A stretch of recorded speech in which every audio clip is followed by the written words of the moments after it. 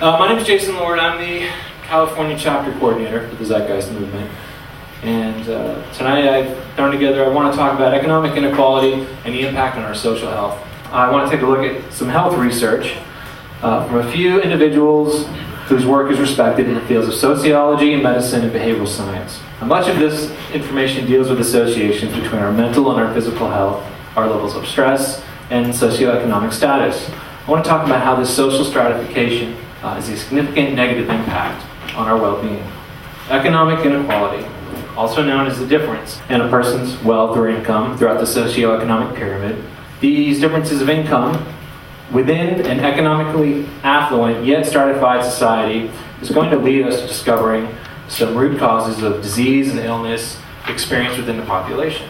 I will use the term inequality as referring to income inequality among individuals and groups within the society, you and me. This inequality also manifests itself as unequal access to life-ground needs such as food, clean air, water, shelter, education, and nutrition. Human beings have lived in every kind of society, which include egalitarian hunting and gathering societies, on one hand, to the most brutal of dictatorships. Evidence shows that our early human ancestors, which predate the Neolithic Revolution of nearly 10,000 years ago, did not live in a continuous state of conflict and scarcity. These pre-agriculture societies, though restrictive in their own ways, lived within the carrying capacities of their environments for the majority of human existence, and reflected this balance by having non-competitive and non-hierarchical social structures. Today's market-based democracies may not be in either of those ends of the spectrum, but we can learn from the difference of how stratified societies are. For example, when greater income inequality is measured, we see the social distances increase from one socioeconomic group to the next. And social stratification becomes more important to the understanding about the levels of health and well-being for everyone in the world's richest countries. As will be established over the course of this presentation, the greatest destroyer of environmental integrity, the greatest source of waste and resource depletion, and the greatest purveyor of violence, war, crime, and poverty, the greatest source of social paralysis, stopping us from moving into new methodologies for sustainable practices and progress on this planet, is not some corrupt government or some rogue corporation or some flawed human nature. It is the economic system itself. Whichever descriptor you wish to use, the free market monetary system is the most negative force in social outcomes we face today. We live in a world measured by money sequences. How well we're doing is generally measured through economic variables, such as the Dow, the stock market, and economic growth, often disregarding real levels of anxiety and stress within the society itself. And while these realities persist, the Zeitgeist movement advocates that it doesn't have to be this way, that it is possible to live in a world of equal access to health resources and experience our lives with much less stress. That'd be awesome. The circumstances in which people live and work are not just crucial for perceived well-being, but they are major influences on our health. One way you can see this is in the large differences of disease and illness between people in different social groups. Inequality reflects how hierarchical societies are. The social gradient in health is a phenomenon found throughout the industrialized world. As we look at social stratification, there's a relationship between the amount of anxiety and the rates of illness in the society throughout the entire socioeconomic pyramid. In other words, people of higher socioeconomic status, they live longer, they enjoy better health, they suffer less from disability, while those of lower socioeconomic status, they die younger. They suffer greater burden of disease and disability. This comes in the form of a social gradient, meaning that from the highest upper class down to the lowest class at the bottom, each successive step, up or down this socioeconomic ladder, constitutes a respective change in a person's quality of health. We will see as we move forward the relationship that greater equality has on improved social health. One of the more remarkable statistics is that greater equality shows improved innovation within a country, showing that such accomplishments are not products of competitive self-interest. I wanted to talk about a myth. A myth is that the gradient of health in industrialized societies is simply a matter of poor health for the disadvantaged and good health for everyone else. Seems plain enough. It's been that way for a long time. It is because of this myth that health policy is commonly focused on the organization and funding of health services. Further, there is a resulting concern that prevention of major chronic diseases tends to focus on trying to find a genetic predisposition for a disease. How dangerous is it that we justify swelling prison populations by assuming they must have bad genes or that's just their nature? Such views dismiss looking at the relationship between the rates of crime in the environment, which show a remarkable causality to what is considered aberrant behavior. So now, let's take a look at a current method of science that's going to change this game. Epidemiology is the study of health characteristic or health determinant patterns in a society. It is a cornerstone method of public health research by identifying risk factors for diseases and targets for preventative medicine. This field has much relevance as to how you view the information presented here. Is each example of illness or corruption an individual, isolated problem that needs legislation, laws, or resolutions?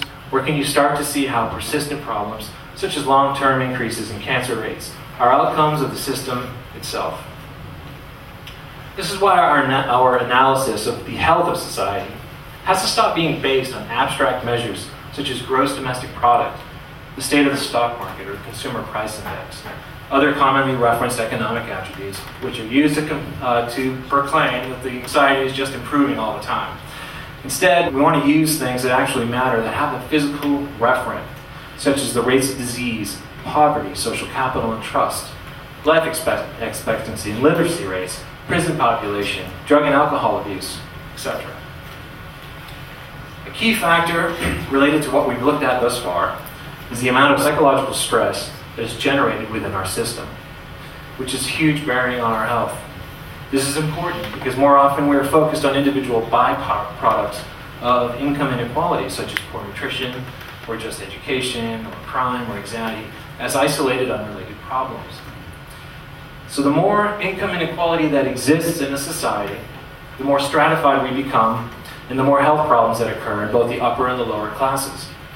So this isn't about money. This is about the amount of psychological stress or psychosocial stress generated by the degree of social stratification. Whether this could be stress from just losing your job, relationship issues, lack of purchasing power for the health care that you might need, fear of being labeled a failure, or being rejected or fired. So there is a fundamental relationship between these stressors, your health, and the amount of income inequality that exists around you. In a world where we are bombarded with advertising by industries that profit off of servicing our health, people find a variety of creative ways to deal with psychological stress generated by the world around them. Annually, billions of dollars of profit are made from the continued consumption of health products and lifestyles. What I want to show you next is a brief yet incomplete list of examples of outcomes that inequality has in the so-called rich or affluent societies of the world. Thanks to the work of Richard Wilkinson and Kate Pickett in the UK, these relationships can now be seen. Once a country has moved past basic subsistence and works in the arena of economic affluence, the following trends occur. Mental illness, more common in more unequal countries.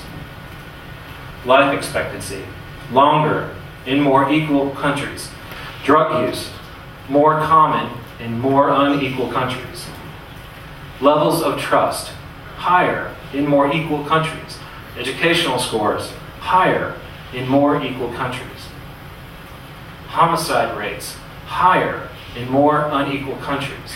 Look at the United States, right there at the top. Rates of imprisonment, much higher in unequal countries. Infant mortality rates, higher in more unequal countries. Obesity, higher in more unequal countries. And finally, here's a summation of the outcomes we've just reviewed. This chart is a short index of outcomes that are shown to increase with inequality. So the contrast between material success and social failure in rich countries is an indicator that it's time for us to reorient our worldview. In a system where monetary gain is a priority over human well-being, we're not going to see any real significant change while this system runs its course. Rather, we will most likely suffer from increases in environmental and psychosocial stress as we fight to survive. We're at a turning point in human history where measures of well-being and happiness no longer represent a rise with economic growth and diminish, actually, with greater inequality. Or simply stated, greater equality equals increased well-being for everyone. If we want to achieve improvements in the areas of life that matter, our attention needs to shift from using abstract monetary measures and look towards ways of improving the psychological and the social well-being of people using the best information we have. These understandings are part of why the Zeitgeist movement advocates a social system that, at its core, is concerned with the health and well-being of people and holds a primary regard for environmental integrity. A resource-based economic model takes into account something that has been long lost in our financially driven world: the fundamental building blocks and the basic mechanisms required to maintain our emotional, intellectual, and physical well-being.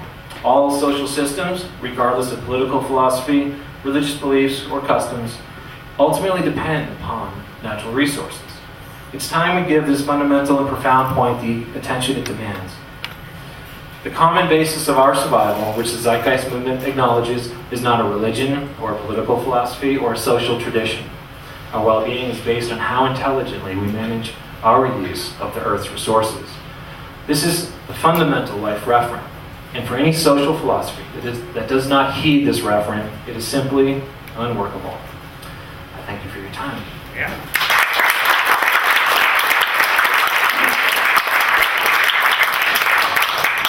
So that concludes the information part and introduction of our evening. We're going to reset things up and we'll slide this out of the way. We'll get to our Q&A in just a minute.